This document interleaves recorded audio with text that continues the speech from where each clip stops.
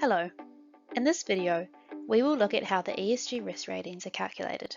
With the ESG risk ratings, we have created a single currency for both ESG risk and the management of that risk.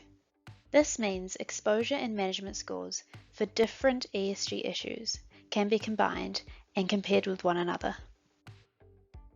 Having a single currency for risk enables investors to easily compare the ESG risk profiles of companies across their portfolio and allows companies to compare and contrast their performance against industry peers, as well as companies from other sectors. Let's see how this works in practice. The start is always the company's exposure, or vulnerability, to the risks associated with a particular ESG issue. The next step is to distinguish between risks that are manageable and those that are not. Consider an airline. It can take measures to modernize its fleet and improve the efficiency of its operations. However, it is not possible to fully manage all the CO2 emissions produced through its operations. However, the airline has a much greater ability to manage its risk with regard to human capital.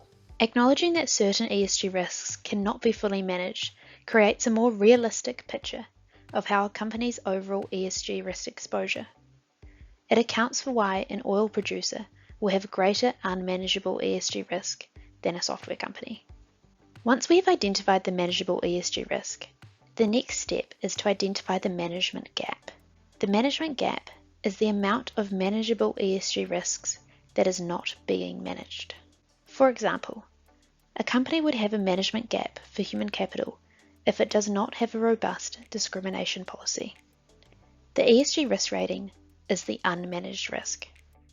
The ESG risk rating can be calculated by summing the company's management gap and its unmanageable risk, or by subtracting the managed risk from the company's total ESG exposure.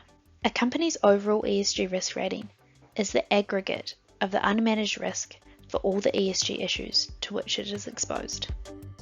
Thank you for watching.